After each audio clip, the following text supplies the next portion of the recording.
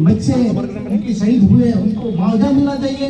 बात नहीं है, महाराष्ट्र के अंदर भी शिक्षक भर्ती का पेपर लीक हुआ और उसके अलावा दिल्ली के अंदर भी मैं इतने जल्दी इतने लोग इकट्ठे हुए, इसके लिए बहुत बहुत धन्यवाद। सबसे पहले तो मैं बताना चाहता हूं कि हम किस चीज़ का विरोध कर रहे हैं।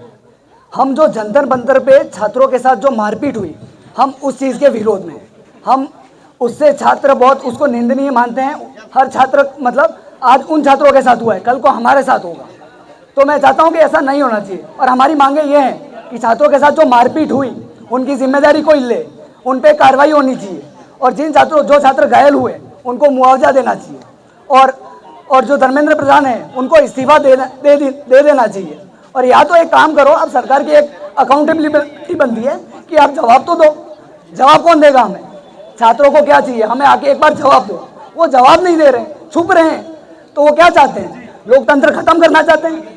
तो मैं चाहता हूं कि हर जगह से अगर छात्र जागरूक हो गया तो हम इस सरकार को उखाड़ फेंकेंगे। इनकलाब, जोर से थोड़ा। धन्यवाद जिन भी साथियों ने अपने विचार रखे हम युवाओं के सामने। साथियों, एक बार को तो हमारे ये छोटे से एरिया में ये आंदोलन नहीं होता, लेकिन कल हमने देखा किस तरह हमारे भाइयों बहनों पर लाठीचार्ज किया गया और ऐसे ऐसे खतरनाक जानलेवा हथियारों का प्रयोग किया गया कि उनकी जान भी जा सकती थी उससे।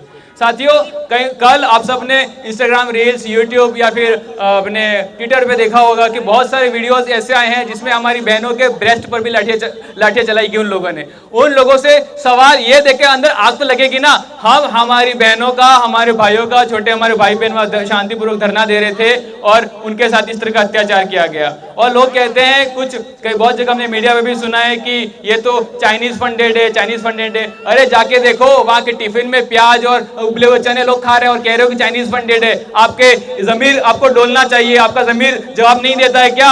यहाँ पे हम सब लोग इकट्ठे हुए, किसी ने 50-100 रुपए का पेट्रोल डलवा के, हम छात्र हैं, बेरोजगार छात्र हैं, हम मांग कर रहे हैं कि सबको सरकारी नौकरी मिलेगी। हम ये भी जानते हैं कि सबको सरकारी नौकरी नहीं मिल सकती। अरे कम से कम 1-2% जो सरकारी नौकरियां हैं, कम से कम उसके पेपर तो ढंग से करवाओ। आप सब जानते हैं कि हमारे राजस्थान में पिछले 5-10 साल में कितने पेपर लीक हुए। सिर्फ राजस्थान की बात जो हो रहा है दिल्ली में, इसकी वजह से बहुत छात्र अपने शिक्षित बहुत लाठीचार्ज बहुत सारा हुआ भी है। तो मैं तो यही कहना चाहता हूँ इस सरकार को कि ऐसा नहीं होना चाहिए।